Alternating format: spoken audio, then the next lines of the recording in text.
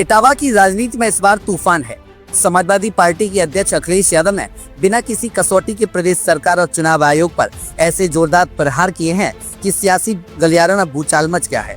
राहुल गांधी के चुनाव आयोग पर सवालों का खुलकर समर्थन करते हुए अखिलेश ने कहा कि इससे सवाल नहीं बल्कि लोकतंत्र की जान बचाने की लड़ाई है।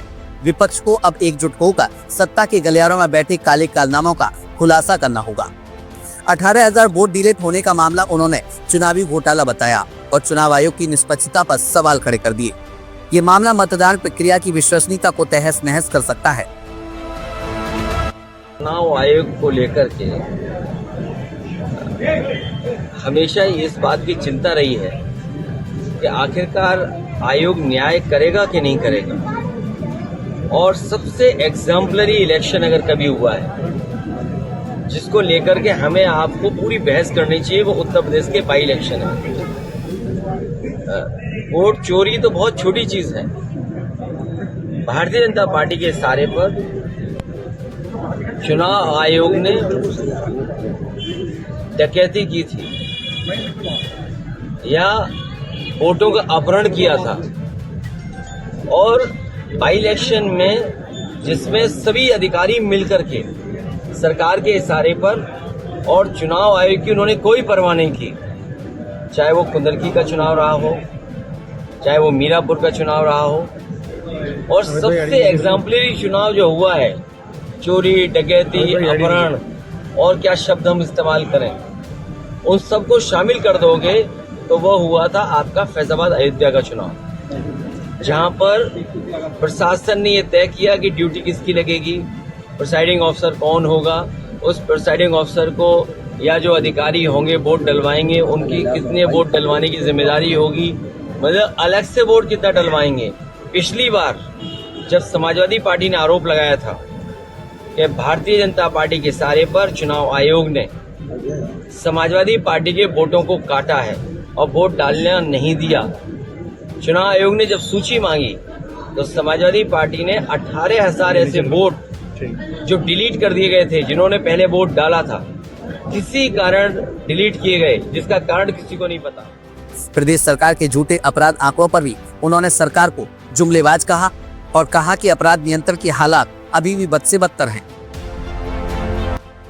हम तो डीजीपी और सरकार से न जाने कितनी बार मांग किए हैं कि टॉप 10 अपराधियों की सूची दे दें। हमारे पत्रकार साथी आज के बाद मेरे से मिलने के बाद जब अगली बार मिलोगे आप, तो मैं आपसे टॉप 10 की सूची मांगूंगा इटावा की। तो आज मुझसे बात करने के बाद जो भी संबंधित अधिकारी हैं जिनके पास टॉप 10 की सूची, उनसे मांगिए कि इटावा के टॉप 10 अधिकारी माफिया कौन है, अपराधी कौन है। अगर उनकी सूची आ जाएगी तो जिले जिले की सूची आ जाएगी, तो आपको प्रदेश के भी माफिया मिल जाएंगे कि टॉप 10 माफिया प्रदेश के कौन है। और जब तक सूची सरकार की नहीं आती है तो असली माफिया अगर कोई है तो वो सरकार खुद माफिया है जो माफियों के साथ। शिक्षा की बात हो और अखिलेश चुप रहें, ऐसा हो ही नहीं सकता। उन्होंने स्कूल मर्जी की योजना को शिक्षा की हत्या बताया और चेताया कि इससे दूर दराज के मासूम बच्चों की पढ़ाई चौपट हो जाएगी। उन्होंने कहा कि सरकार को चाहिए कि स्कूल को बंद करने की बजाय शिक्षा के बुनियादी ढांचों को मजबूत करे। नकल करने वाले वो लोग हैं, नकल से वो लोग पास हुए होंगे जो कह रहे थे गा से गधा है, जिन्होंने ये कहा पब्लिकली लोकतंत्र में, गा से गधा वाले ही नकल से पास हुए हैं। गा हमारे लिए गरीब है, गरीब के बच्चों की पढ़ाई हो, इसलिए पाठशाला लगे और पाठशालाएं खुले। सरकार वो सूची नहीं दे पा रही है कि कितने स्कूल बंद हुए हैं और कितने मर्जर की सूची में थे। सरकार को दोनों की सूची जारी करनी चाहिए। और हम तो अपने पत्रकार जागरूक साथियों से कहेंगे कि आप लोग सूची जारी करो इटावा की। ये जो सवाल हमारा पूछा है इन्होंने, उम्मीद है इनके पास सूची होगी कि पहले कितने स्कूल बंद हुए प्राइमरी और मर्जर की लाइन में कितने थे। तो कम से कम देखिए कि जानकारी मिले लोगों को, और ये इसीलिए हो रहा है जिससे गरीब के बच्चे पढ़ ना पाए। और सबसे बड़ा आरोप तो उन्होंने चुनाव आयोग पर लगाया कि वह भाजपा के इशारे पर चल रहा है और चुनावों में बड़े पैमाने पर धांधली हो रही है। अखिलेश यादव ने जनता से अपील की है कि वे इस भ्रष्टाचार और अन्याय के खिलाफ एकजुट हों और लोकतंत्र की रक्षा के लिए आवाज उठाएं।